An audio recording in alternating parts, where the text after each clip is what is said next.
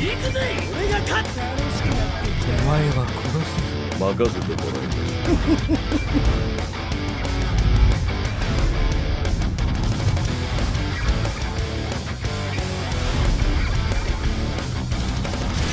霊界探偵ラミシユウスケ様だ。俺が相手だ。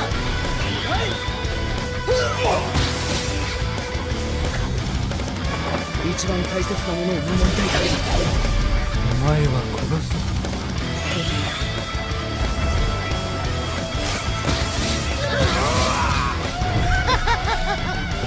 俺のスピードについてこれるか。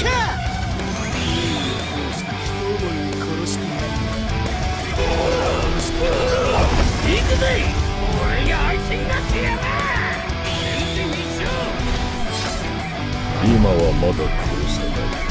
お前たちの運命を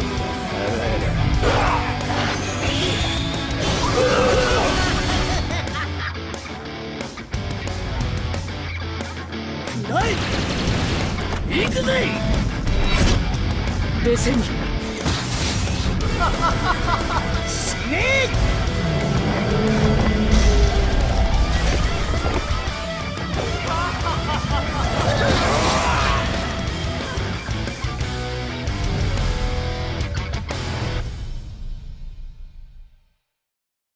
Hey everyone, this is Nitro.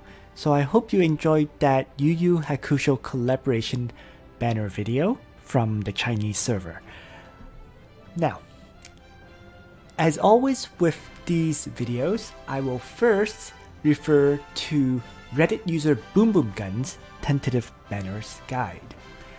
And we are currently in the end of December here with the Yulia and Omega banner that has just been released.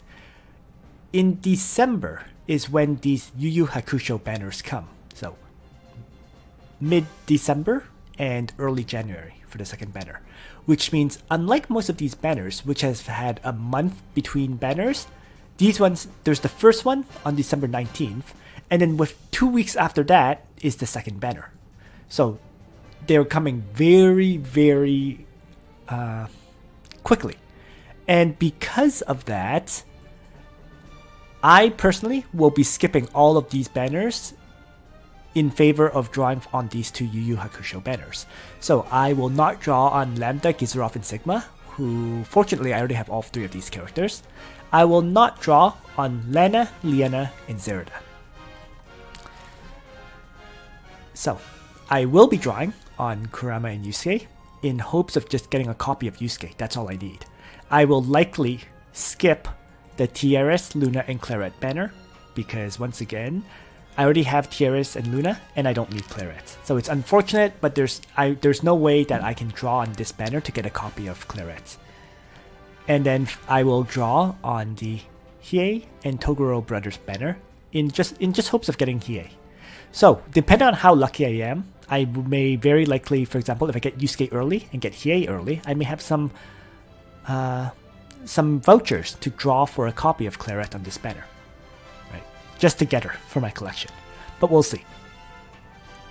So, with that covered, let's now move on to talk about these three, about who I will be covering in this banner video. So, in this video, I will first cover the most powerful character of the first banner, which is Yuusuke. And I'm going to also show a sample video of Yuusuke being used in PvP combat. So that video will show just why Yuusuke is so good and the highlights of that first banner. I will follow up with covering Kurama, but I'm going to be frank, Kurama unfortunately is less useful in Langrisser Mobile. I'll talk about why he's less useful, and I'll go over his skills in detail. And then finally, in this video, I will also cover the SR hero Kurabawa. So this video will not be a full, how to build character video, because I did that for the Yulia and Omega banner, and it didn't seem to go very well. People who watched it early got that information, but a lot of people didn't realize I had already done the full video previously. So this this video will, I guess, be just more or less of a teaser and explanation of these two heroes, and I'll do the full build video in the future. As for Hiei and the Toguro brothers, I will do that video probably sometime in December. Alright, so with that said, let's begin with, I guess, an overview of the Yu Yu Hakusho characters.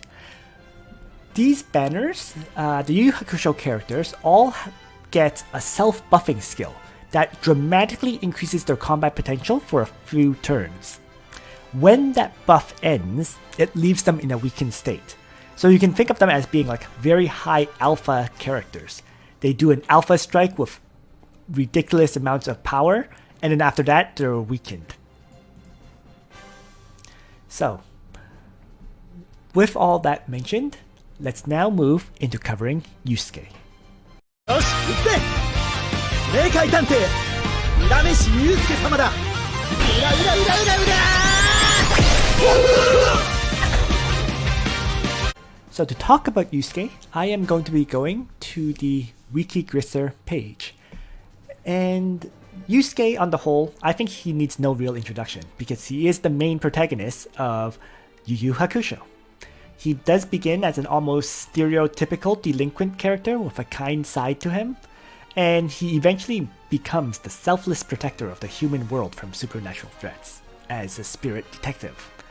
So, you know, I mean, great character, an anime worth watching as long as you can deal with the old school animation style. So, Yusuke's factions are Protagonists, Mythical Realm, and Heroes of Time. In terms of bond requirements, there's nobody because he's a collaboration character, and his talent is incredibly powerful because the effects are when there are allies within 2 blocks, attack and defense is increased by a certain percentage, 5, 8, 11, and 15. Okay. When an ally dies, Yuusuke restores hit points, 15, 20, 25, or 30% of his health. And he also gains an anger buff. All stats except for hit points are increased by 10%.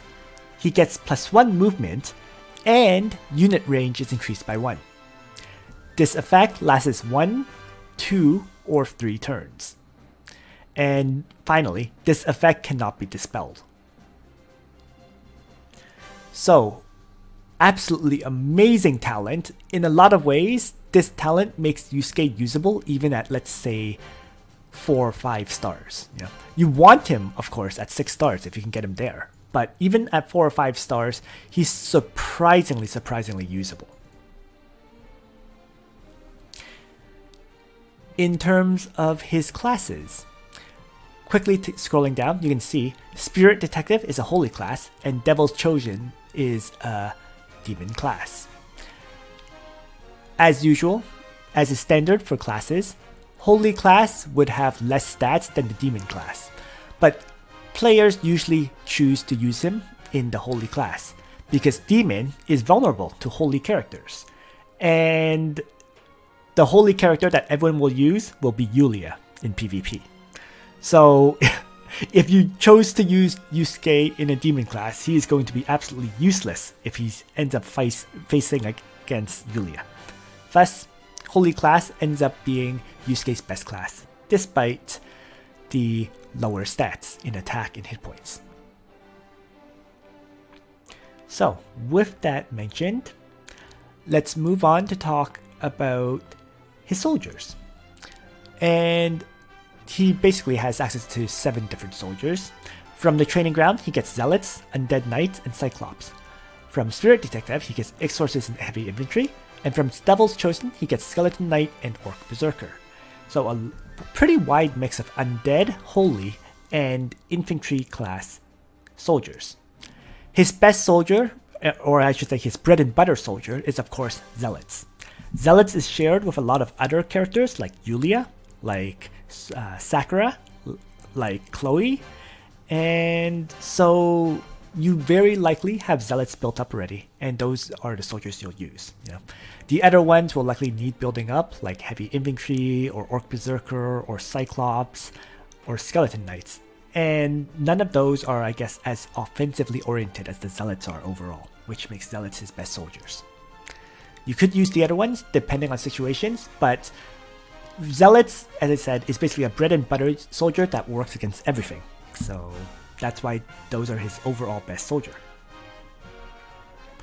Next, let's talk about skill combos and his unique skills. For the 1-point skill, you're definitely going to use Spiritual Outbreak. Okay. It is basically a self-buff skill, and the effect is that it's a passive where when attacked and damaged, he gains the Outbreak buff.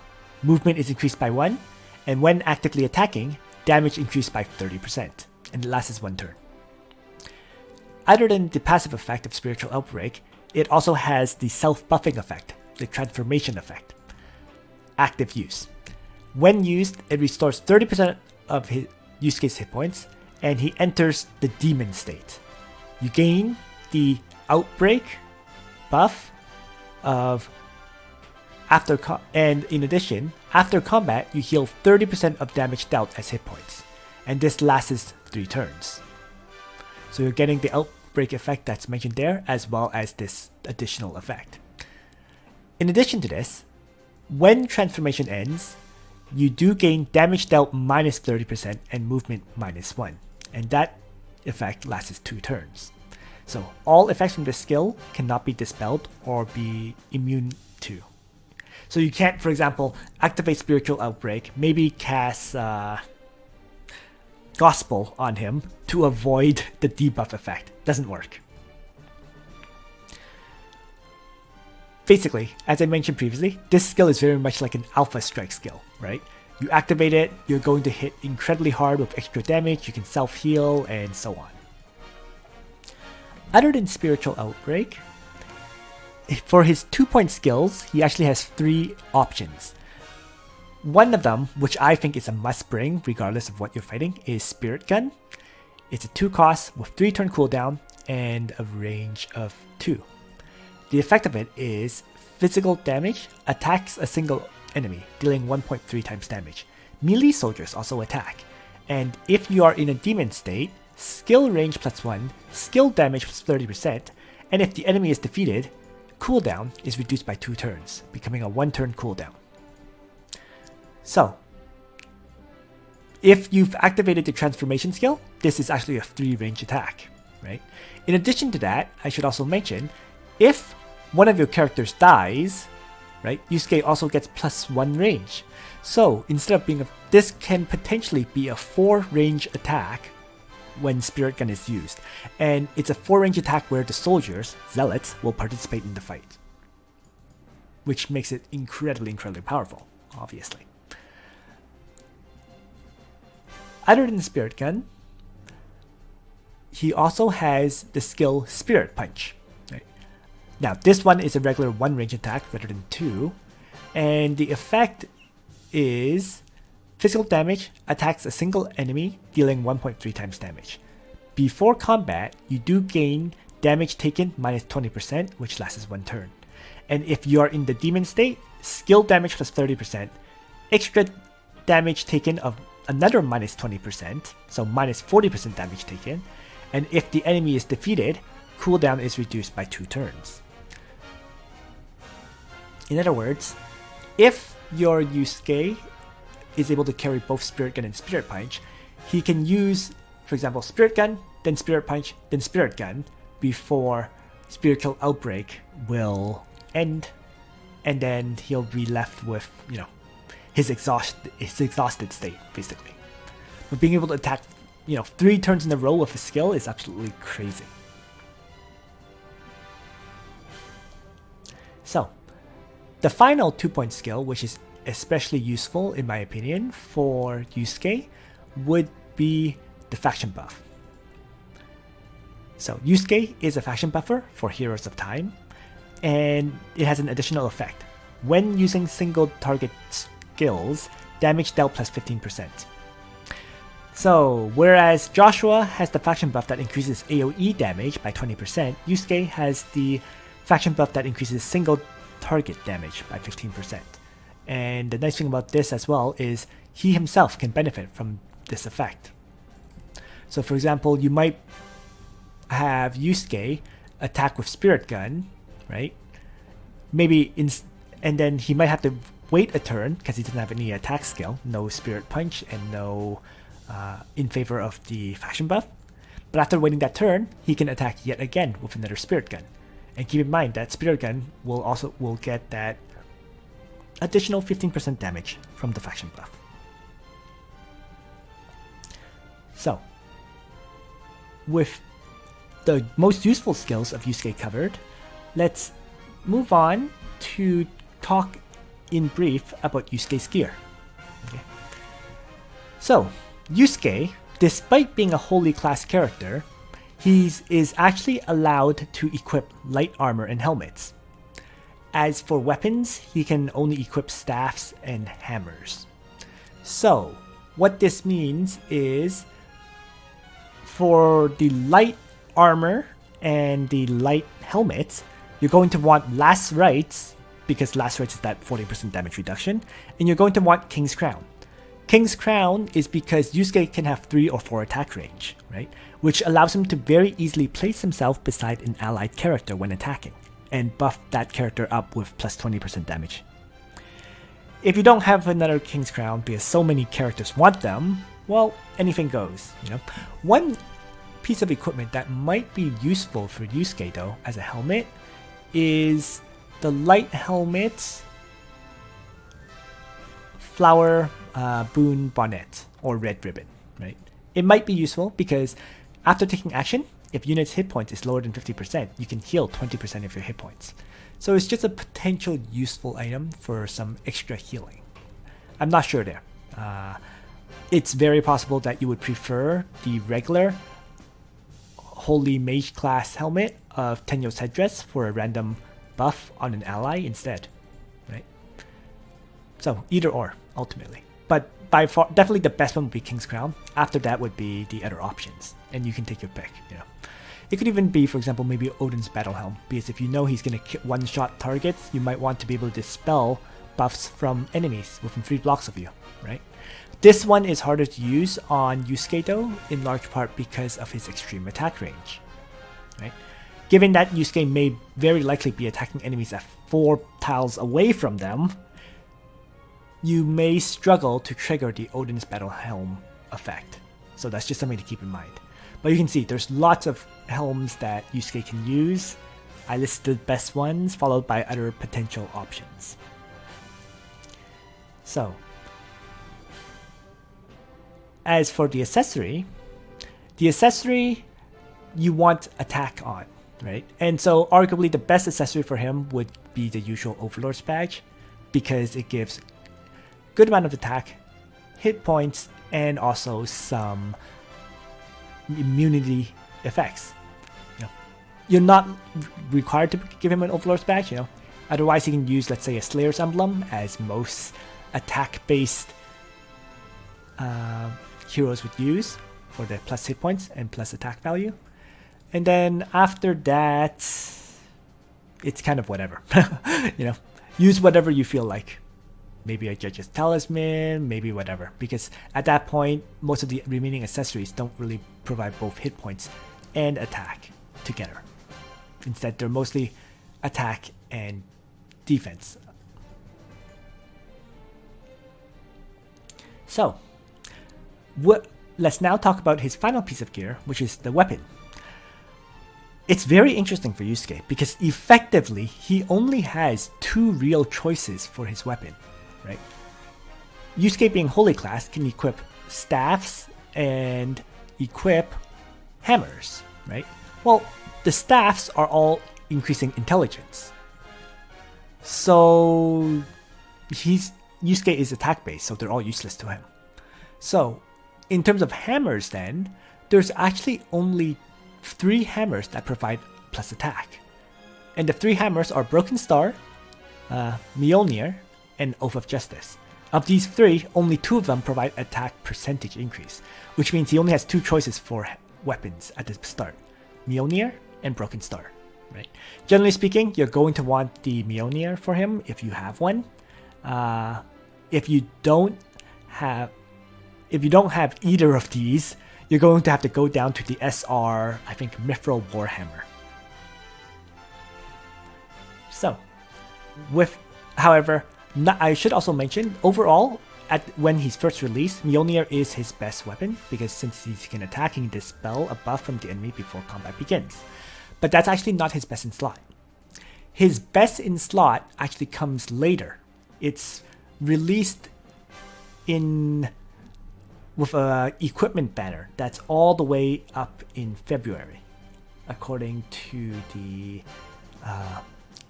tentative banner schedule. So just quickly bringing that up. That equipment banner doesn't come until February 13th to 19th with that equipment banner here. And the item, the one that's the best for him, is the following. Let me just jump back to Langrisser. Mimir's Warhammer. What it does is, once again, attack plus 10%, and more importantly, when attacking and killing an enemy or an ally dies, dispel one debuff and then heal 20% of max hit points. You also gain a buff, hero damage increased by 20% for one turn. Not much needs to be said about it, is there? You know, it's basically an incredibly powerful self-buffing tool. So, with all of Yusuke's gear covered now, in conclusion, he basically makes a great combat character who can also bring a faction buff. However, Yusuke is definitely at his best when he is comboed together with Gizaroff, because as basically a character who can hit incredibly hard, as long as allies die, Gizaroff, with his summons, can allow him to very easily activate the anger state. And with the anger state activated, right, he can get additional movement, additional stats, and additional attack range. So, I will show this in the following battle video. So, before I begin, this video is from the Chinese server. It's the Apex Season 2 Finals Tournament, the top 8 players. And so there are additional characters here that we don't have access to yet, specifically Young Jessica. And this battle has player 1 with Joshua, Sakura, Iris, Bernhard, and Chloe. And it's facing off against Landius as a tank with Young Jessica, Yusuke, Gizaroff, and Rachel. So this party is interesting in that there's 2 Yeeless Legends characters who can buff each other, and then Gizaroff's Mythical Realm buff affects both Yusuke as well as Young Jessica. So let's begin. So, just an interesting point, you can see here that Bernhard has a very pretty skin. Just wanted to mention that. And player 1 initially is just advancing forward his party. Now, player 2, I should also quickly mention, initially moves his Prime Jessica out of the way, right? As a quick mention, Prime Jessica is basically, you can think of her as almost the siege tank of Langrisser. She can activate her goddess form, and when she does, goddess form gets an additional 3 range, but she can't move.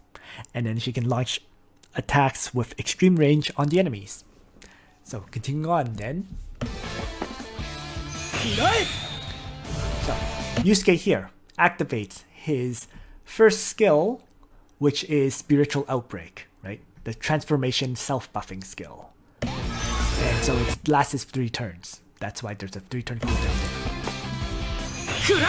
Player 1 starts advancing his characters in the meantime. And player 2 is just hanging back, getting ready to activate skills for combat. And player 1 is being very aggressive, teleported Sakura forward, forcing the engagement basically. I guess what the player 1 wanted to do was force the engagement before Prime Jessica had activated her goddess state. 超越した力は誰にも止められん。 Meanwhile, though, 覇者先生 so 王者方針 player 1 was able to use.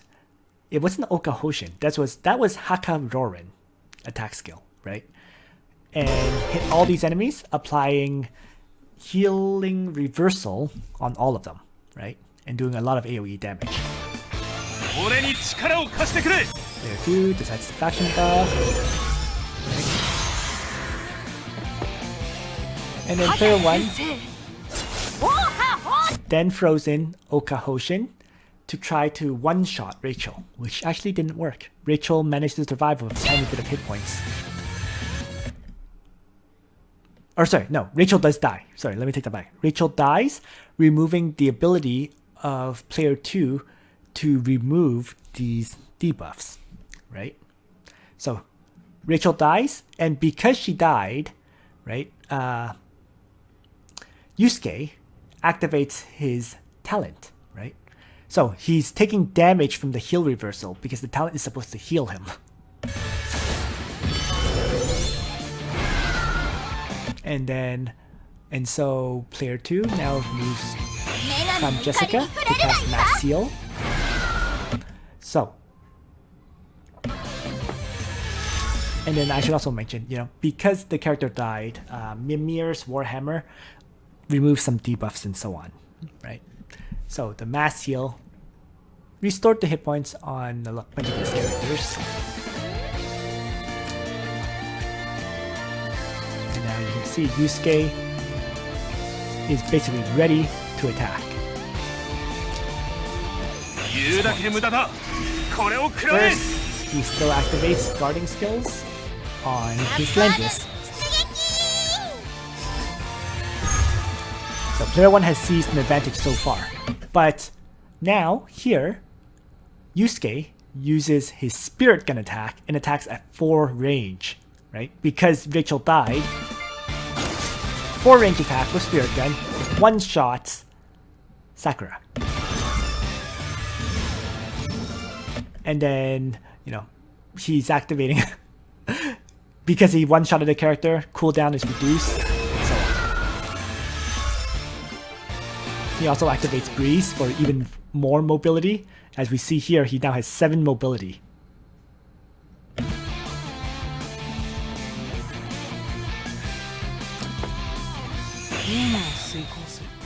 Dark Demise is used to try to remove some of those buffs on Yuusuke and do a good amount of damage to him, in truth, right? But remember, his spiritual transformation buff, spiritual outbreak, it can't be removed, right? It's a buff that absolutely can't be removed, so it's still there. And now, Gizaroth does a summon right in the poison. So that way, when it kills itself, look at that. Yuusuke first healed up to full hit points due to having an ally die, and second, reactivates the anger buff.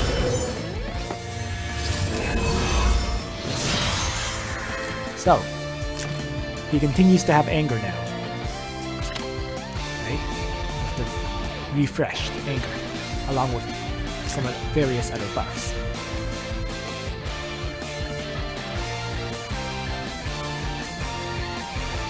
And now, another Spirit Gun attack, this time on Joshua, another one-shot.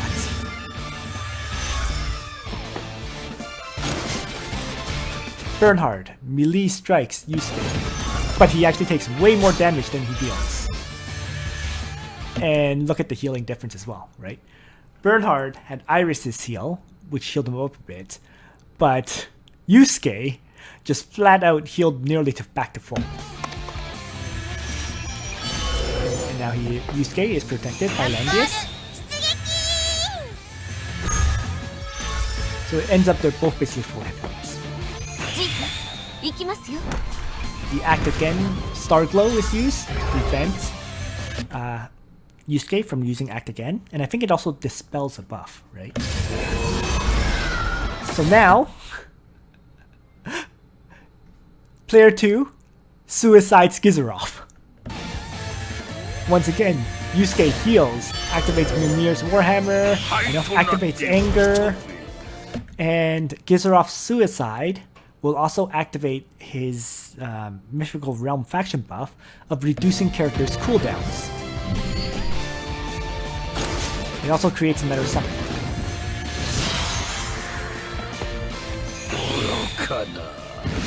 Bernhard tosses out a sword dance, applies cannot be healed on player 2's party. Now, this was probably a slight mistake, probably, because player 2 decides to suicide his summon, right? But because of sword dance, he actually doesn't heal. And so player 1 was able to use Blizzard here on Yuusuke and Langrisser. He didn't kill anyway. Langrisser continues to guard Yuusuke. And he gets killed by Iris. Now this is where it starts getting a little bit crazy. Jessica tosses out an AoE attack. And the AoE attack, I should mention, does remove a buff from the enemies as well. And now Yuusuke, whose skill should currently be on cooldown right now, does use Spirit Gun to attack, Spirit Gun was off cooldown because of Gizoroff's suicide. So uses Spirit Gun to kill off Chloe and then heal back up.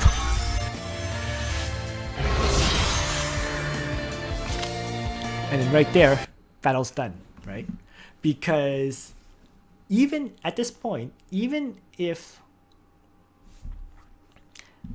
Langrisser dies, there is still Jessica to attack and Yuusuke to attack, right? To easily kill off Bernhard, and then it's just 2 attackers against 1 Iris healer. So there's the surrender. So you can see from this fight, a lot of little mechanics came into play there. In particular, what really came in this fight was the combination of a lot of the bonuses from Yuusuke. In particular, I'm just quickly bringing it up. In particular, the buffs that the item that really kicked in over and over again was Mimir's Warhammer, right? Player 2 kept suiciding units and so on so that he could dispel debuffs that were applied onto Yuusuke, specifically the heal reversal and the cannot be healed effects. By getting rid of those, Yuusuke could then heal and do extra damage afterwards, right? Damage increased by 20%, as well as heal up some health and, be able to attack hard. So that's why Yuusuke is so ridiculously deadly when comboed with Gizoroff. And it doesn't even need to be a powerful Gizoroff either. It just needs to be a Gizoroff that can faction buff and then suicide himself. At least once you have the Mimir's Warhammer item. Without the Mimir's Warhammer, Yuusuke would have been in a lot of trouble in that battle because he would have had cannot be healed or heal reversal debuffs on him. And that would have been a very, very bad thing given his self-healing effects and so on. Alright, so that's everything I wanted to say about Yuusuke. Now, with Yuusuke covered, let's then move on to talk about Kurama. So, Kurama is another one of the main protagonists of Yu Yu Hakusho. He was a deeply perceptive, intelligent, and capable fighter that switches between his demon fox form and his human form. 秀一っていうのは人間界でも俺の神の名前さ。ヒューマン。悪党の血の方が綺麗な花が咲く。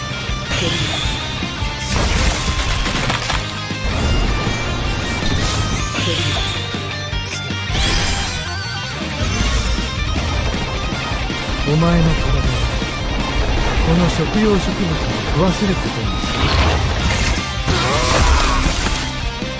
I think one of the highlights of that, introduction video is that I noticed Kurama never actually single target killed any enemy in any of those demo combat videos.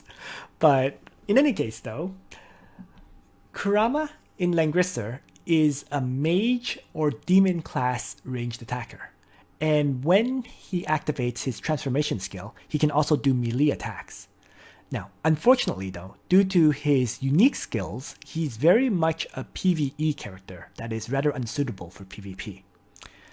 In addition, for long-time players who have built other mages, he's honestly a redundant mage due to his factions, right? His factions are, first of all, fitting his personality as an intelligent character. He's part of the strategist faction. As with other collaboration heroes, he is part of Heroes of Time.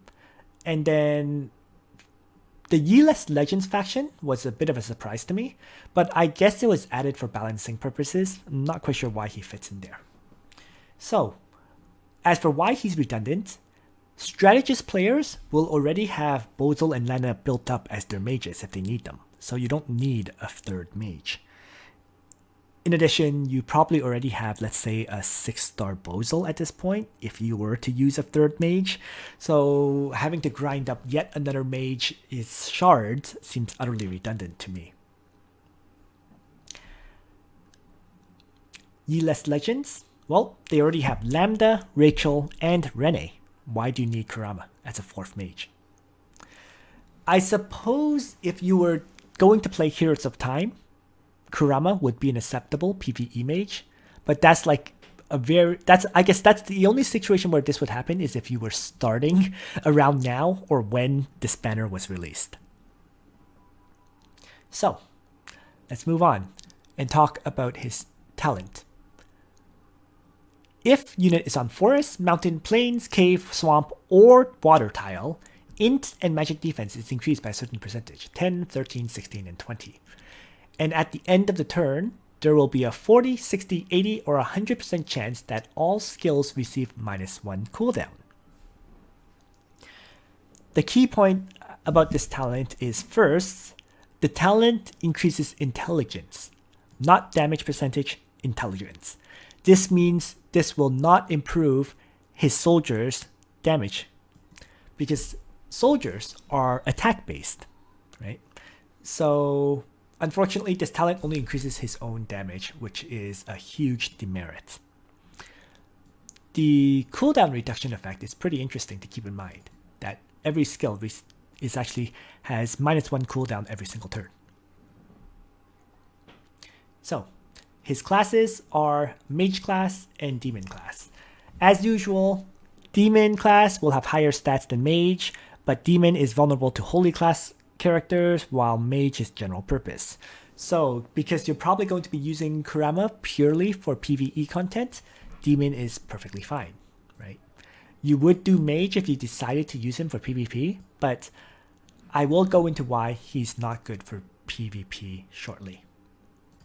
In terms of soldiers, he has Sorceress, Samurai, and Hellfire Archer from the training ground, and he gets Bandits and Skeleton Knight from his Demon class, as well as Wizard and High Elf from his Mage class. Best soldier, obviously it would be the Sorceress. Sorceresses have the highest damage overall, and you should already have them leveled up if you use other mages. So, let's now talk about his skills. For the 1-point skill, it's once again the unique, I guess, self-buff / transformation skill. In his case, it's called Fruit of the Previous Life. This skill, when activated, will transform Kurama into the Demon Fox, which is his white-haired version that you saw in the preview sections earlier. In Demon Fox mode, all terrain is treated as plains, ignores melee damage penalty, and when attacking, ignores 20% of the enemy's magic defense values. It lasts 2 turns. After this effect ends, Kurama cannot retaliate when attacked. That also lasts 2 turns. and all effects from this skill cannot be dispelled or immunized against. So I guess the main thing about this skill is it allows Kurama to melee attack successfully, as well as or choose to range attack, and it also increases his damage output since he gets to ignore 20% of the enemy's magic defense values. I personally feel that the effect of cannot retaliate against when attacked is not that big of an issue for Kurama, because he should likely be in other characters' guard range, and that will basically keep him safe. So overall, this transformation skill is not a super powerful one, but the drawback effect afterwards is not that damaging either. Unlike, let's say, Yuusuke, right? Yuusuke got additional damage dealt, but he also gets reduced damage dealt afterwards. So that's his 1-point skill. Let's talk about the 2-point skills. The first 2-point skill is this one, Devil Plant, with a cooldown of 6. Okay. Attacks a single enemy, dealing 1.3 times damage, and the enemy gains Devil Seed. Devil Seed. At the end of turn, deal 2 times of Kurama's intelligence as fixed damage. When attacked with Devil Plant, magic defense is reduced by an extra 50%. When in Demon Fox transformation, the skill's range is increased by 1, and soldiers will also attack. So, Demon Transformation can be used as a 3-range strike when Kurama is transformed, and it can deal fixed damage to the enemy at the end of their turns. The main thing about it is, I guess, it's definitely a strong skill. One big drawback, of course, is that cooldown of 6 turns, but keep in mind with his talent, it's actually just a 3-turn cooldown effectively, right? Because at the end of every turn, it also drops the skill cooldown by 1 at 6 stars.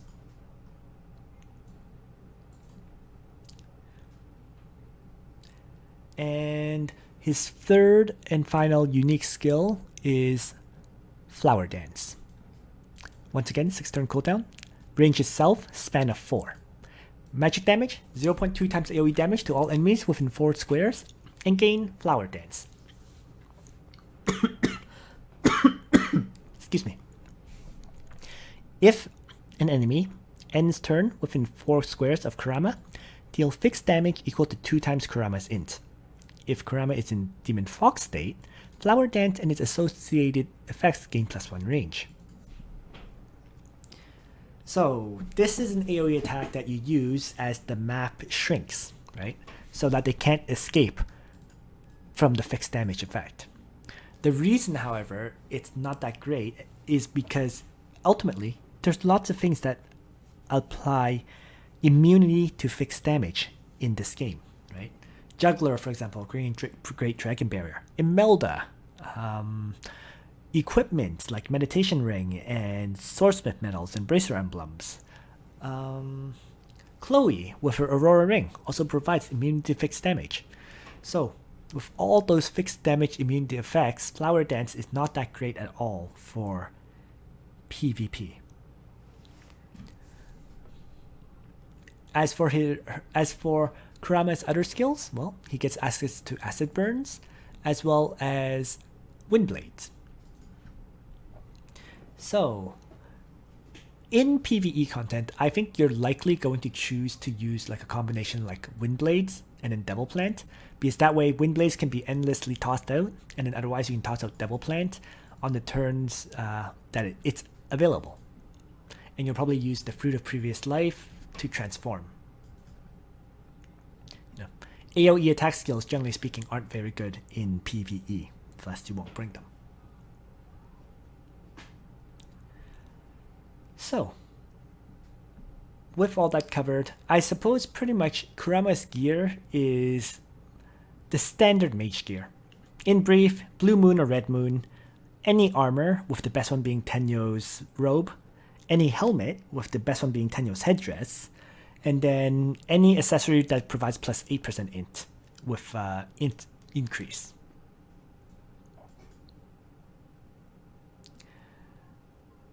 is there anything else to mention about Kurama? Well, I guess the only other thing to mention is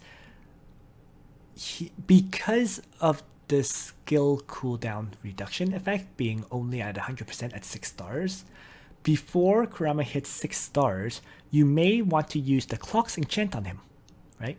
Because the Clock's enchant will provide a minus 5%, you have a 30% chance to reduce cooldown by 5, which basically allows you to use, let's say, Double Plant much more frequently.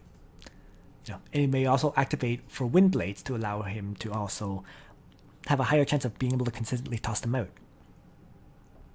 And in that case, early on, before he hits 6 stars, you may want to actually give him the accessory Dimension Jewel, right?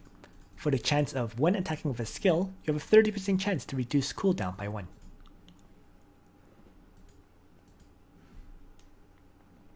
So, with Kurama covered, all the pros and the cons, like in overall, I just feel like he ends up being a very standard and typical mage, right? There's no real difference between using, let's say, Kurama and using, let's say, Hein, in truth. So that's why I'm not overall a huge fan of him as a character. And now we will move on to the SR character, Kuwabara. 桜木男は桑原。おいおい大胆だな。先手必勝。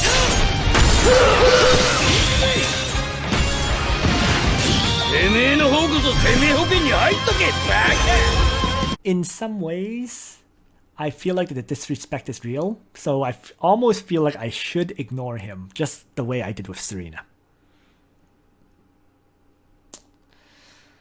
Well, fine. I won't give him disrespect to that extent, so I'll cover him briefly. Okay. Let me just, I guess, preface this by saying that I'm also not a fan of Kuwabara in Langrisser, and there's two major elements to this. The first major element that I'm not a fan of him is because of his main Lancer soldier. His main Lancer soldier is the Heavy Centurion. Like, nobody should have Heavy Centurions built up at this time. So that's a huge demerit on using him. And the second reason I'm not a huge fan of Kuwabara is because of his factions. He's part of 3 factions: Legion of Glory, Meteor, and Heroes of Time. Legion of Glory has Leaden. Meteor has Juggler. Heroes of Time, I suppose, is the faction without a tank.